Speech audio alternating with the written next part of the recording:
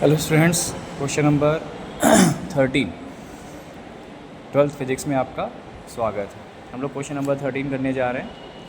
Two identical metallic balls हैं, have similar charges of different magnitudes.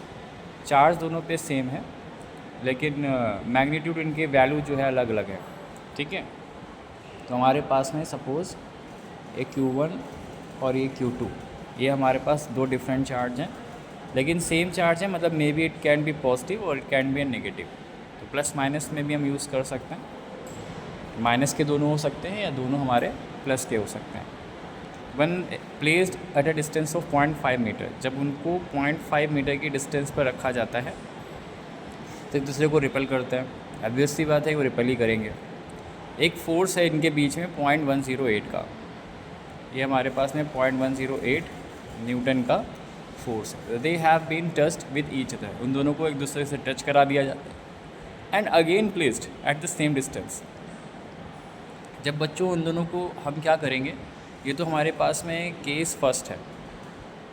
Case first तक की पहले हम लोग बात कर लेते हैं। अभी यहाँ पे हम क्वेश्चन को रोक लेते हैं, यहाँ तक की बात हम पहले केस फर्स्ट ही कर लेते हैं पहले। तो केस फर्स्ट में हमारे पास में क्या अवेलेबल है, फोर्स और डिस्टेंस यूज है। तो हम कूलम्स लॉ लगा सकते हैं, F equals to 9 × 10⁻⁹ Q1 Q2 upon R square. अब जो चीज़ें हमें पता है हम वो यूज़ कर लें। F पता है 0.108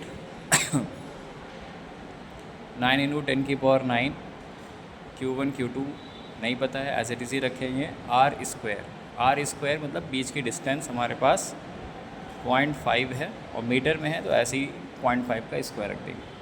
अब ये वैल्यू हम सामने ले जाते हैं और इसको डिवाइड में ले जाते हैं, तो हमारे पास Q1 Q2 मिल जाएगा। तो 0.108 इंटू 0.5 इंटू 0.5 होल बाय 9 × 10⁻⁹ इसको सॉल्व कर लेते हैं, देखते हैं कितना रिड्यूस हो सकता है। तो हमने एक डेसिमल हटा दिया, एक डेसिमल हटा दिया, तो नीचे 100 आ गया। ये डेसिमल अगर हटाएंगे तो 3 0 बढ़ जाएंगे, 9 से कैंसिल हो जाएगा। 9 1 ज़ा 9, 9 2 ज़ा 18।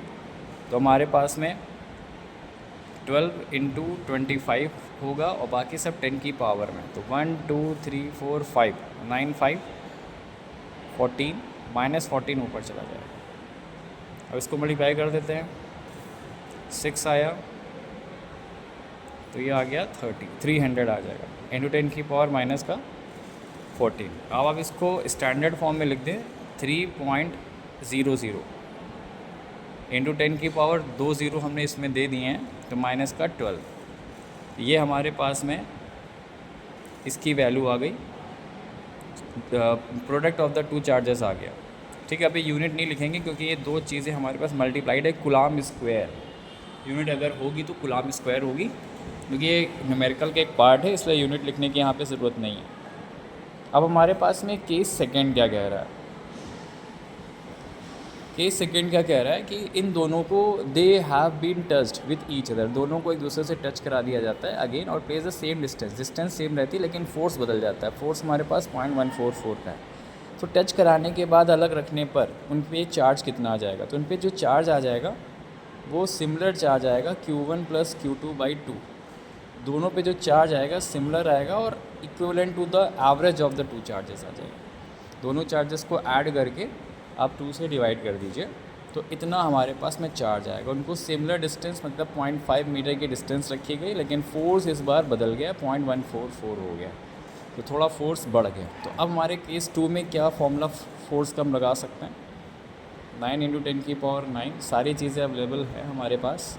Q1 Q2, तो Q1 Q2 हमारे पास में Q1 + Q2/2 का स्क्वायर कर देता है, और बीच की डिस्टेंस हमारे पास 0.5 का स्क्वायर। अब फोर्स हमारा 0.144 इंटू 0.5 का स्क्वायर अपॉन 9 × 10 की पावर 9, और हमारे पास आ गया है Q1 + Q2/2 का होल स्क्वायर।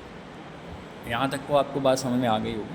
अब देखिए हम लोग क्या ट्रिक यूज़ करने जा रहे हैं। देखिए स्क्वायर रूट हमें सामने वाले का निकालना है, तो हमारे पास में देखिए 9 का निकल जाएगा, इसका भी निकल जाएगा, इसमें और इसमें थोड़ा ध्यान रखना है, क्योंकि जब 10 की पावर होती है तो उसको हमेशा इवन में रख के ही स्क्वायर रूट निकाला जाता है, उसको 2 से डिवाइड करना आसान हो जाता है फिर। तो यहाँ पे हम क्या करेंगे, इसको इसका जो डेसिमल है उसको हटा करके और इसमें हम नीचे आएगा और +3 ऐड कर देते हैं। तो एक बार सही से लिख लेते हैं, क्या बन जाएगा, Q1 + Q2/2 का होल स्क्वायर इक्वल्स टू बन जाएगा 144 × 0.5 का स्क्वायर अपॉन 9 × 10⁻12 बन जाएगा। अब इसका देखिए स्क्वायर रूट निकालना आसान है।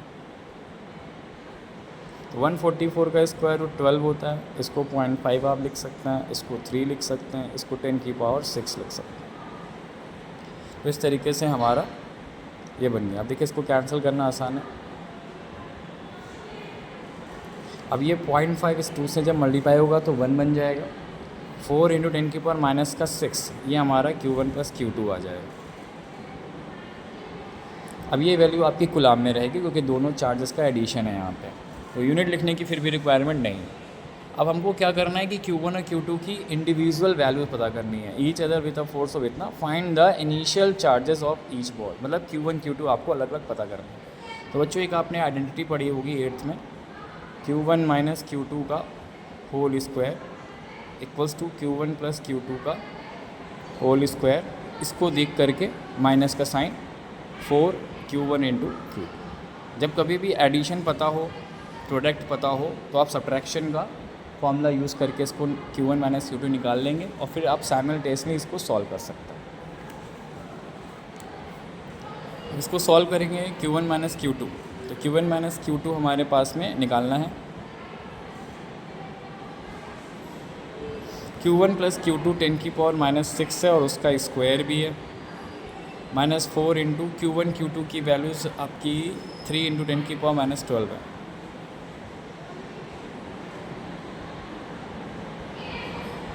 यहाँ हमने शायद 4 नहीं लिखा है, यहाँ 4 × 10⁻6, ठीक है, 4 × 3 और 4 है यहाँ पे,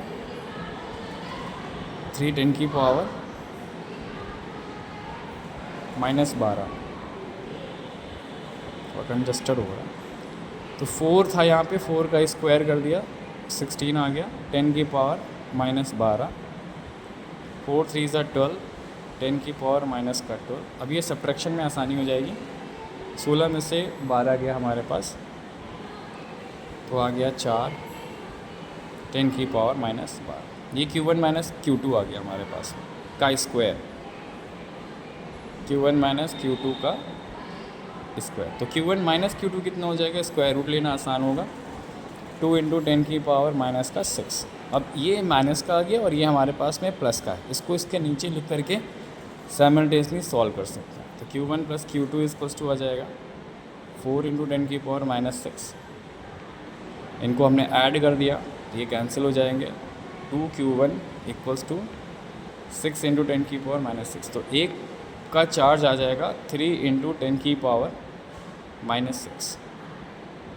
ये हमारा प्लस माइनस का चार्ज आ जाएगा 3 × 10⁻6। और अगर आपको Q2 पता करना है तो यहीं पे Q2 निकाल दें। Q2 की वैल्यू चाहे आप इससे निकाल दें और चाहे आप एडिशन से निकाल दें, तो मैं एडिशन से निकाल रहा हूँ। 4 × 10⁻6 में आप 3 × 10⁻6 माइनस कर देंगे तो 1 × 10⁻6 आ जाएगा और ये प्लस माइनस का रहेगा। तो दोनों चार्ज या तो प्लस के होंगे और या तो दोनों माइनस के होंगे और इसमें रिपल्सिव फोर्स लगेगा। तो ये इन्होंने रिपल्सिव फोर्स तो बता रखा हुआ था, लेकिन इंडिविजुअल चार्जेस के बारे में बात की।